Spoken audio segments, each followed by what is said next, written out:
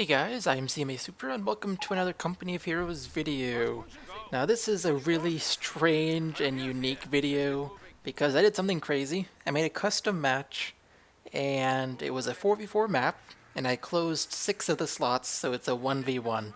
It's a 1v1 on a 4v4 map, so there's a crazy number of points to capture, there's a crazy number of area to protect, it's crazy basically. So this was just a open public match I hosted that anyone could join.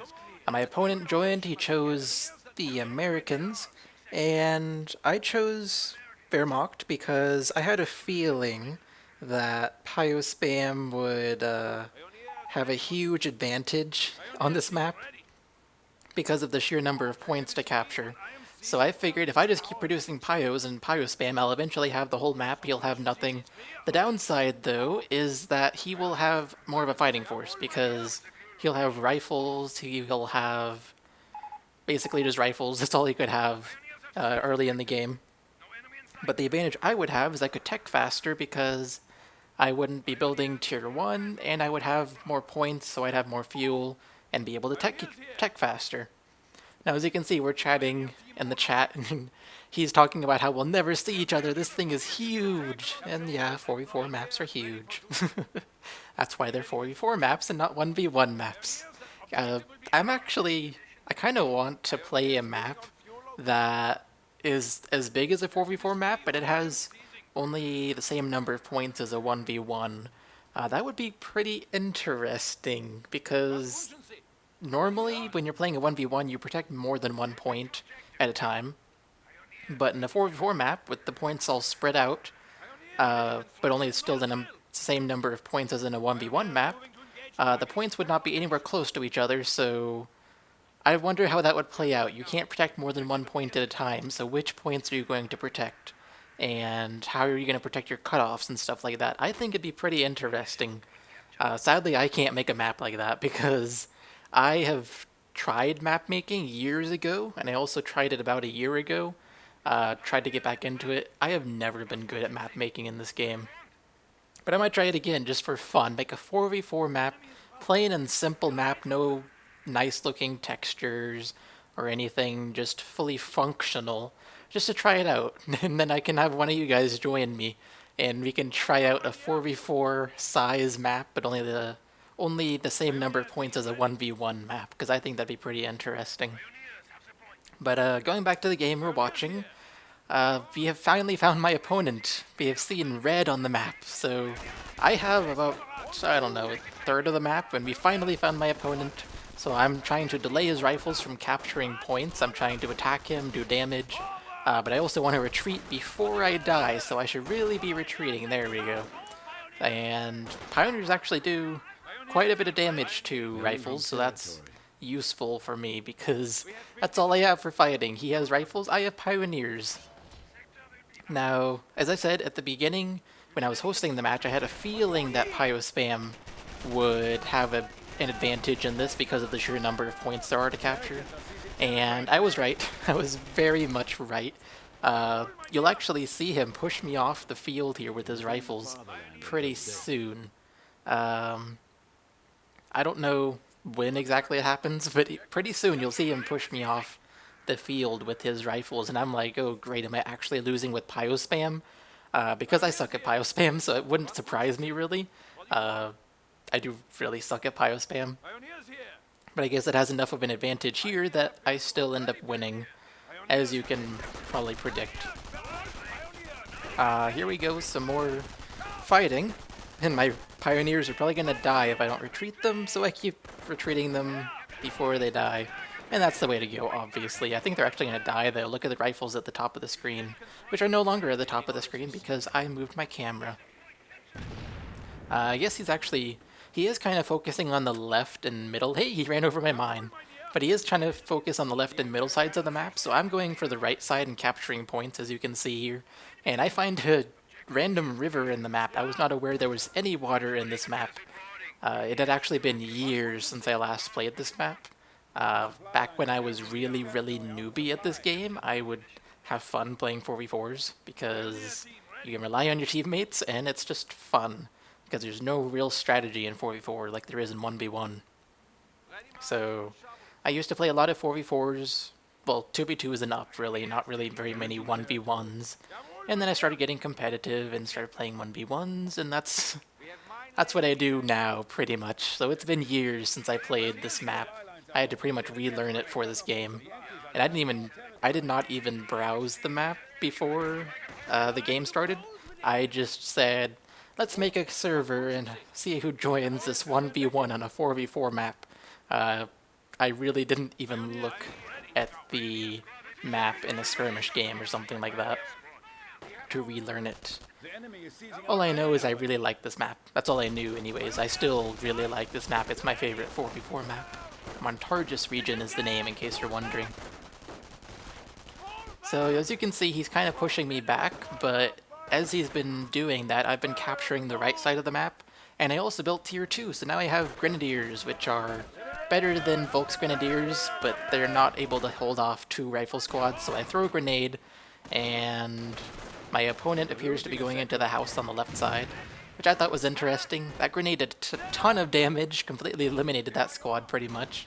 So I'm stuck fighting a 3-man squad. I'm like, you guys are safe, I'm gonna go reinforce my pioneers, have them build a...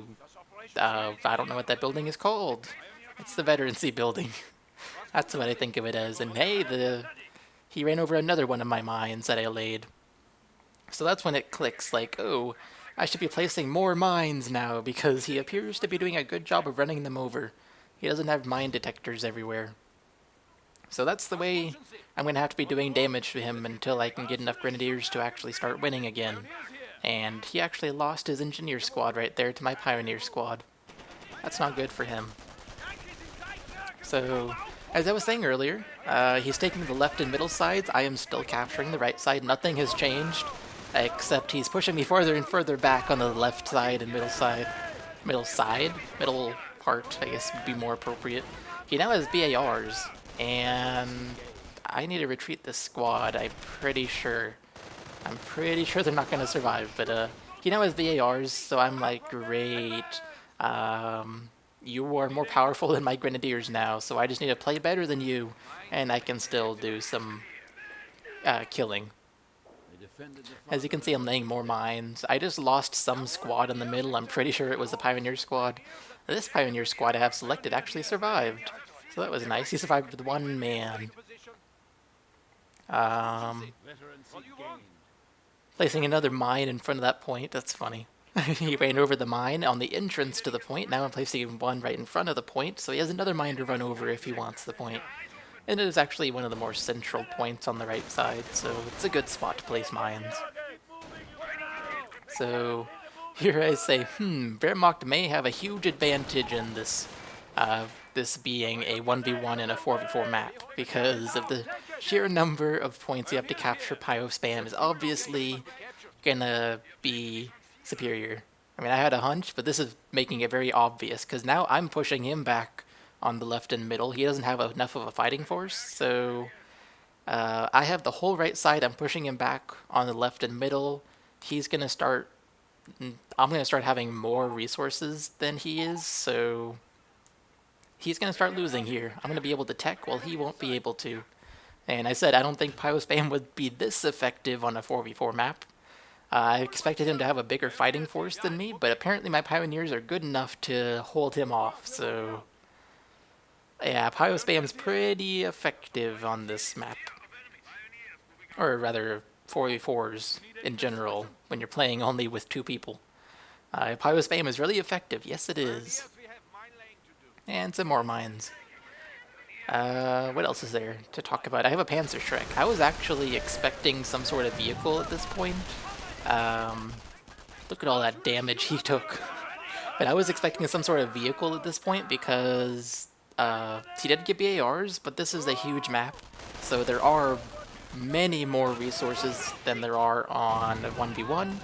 So your income is higher, and if your income is higher, your fuel... well, you can spend your fuel faster. I mean, your manpower, that does not get much better, although I do have plus 340 manpower. How on earth does that happen? Maybe that's normal for a 2v2. I don't know. But, yeah, you have tons of fuel. You have to spend it on something. I'm sure he has more than enough, uh, more than what he spent on his bars. He can probably afford some vehicle, but at this point, so I was expecting one. I was wrong though. He only built a barracks and a medic healing center thingy, not the medic tent, but the healing thing.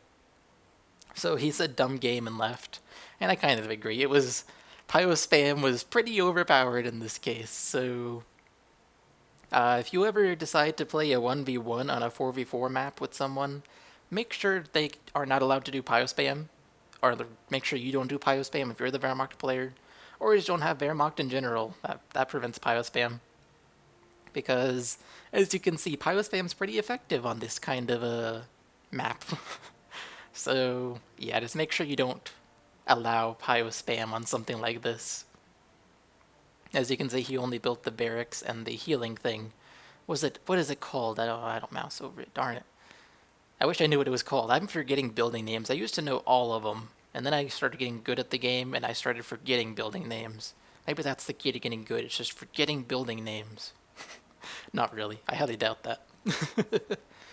But, yeah, I hope you all enjoyed the video. It's very different from what I normally do, my normal 1v1s. Now I'm doing a 1v1 on a 4v4 map.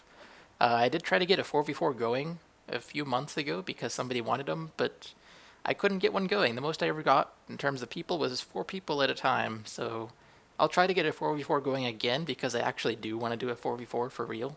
And I also want to have a 4v4 size map with 1v1 number of points. I do want to try that. Maybe I'll make a very functional, not good looking map and do that. But yeah, I hope you all enjoyed, and I will see you all in the next video. Bye guys. This just shows you a really good example of how to counter veterancy, or Wehrmacht veterancy rather, is Americans, and as you can see by the title, it's snipers. That's the answer, because it doesn't matter how much veterancy you have as Wehrmacht, you cannot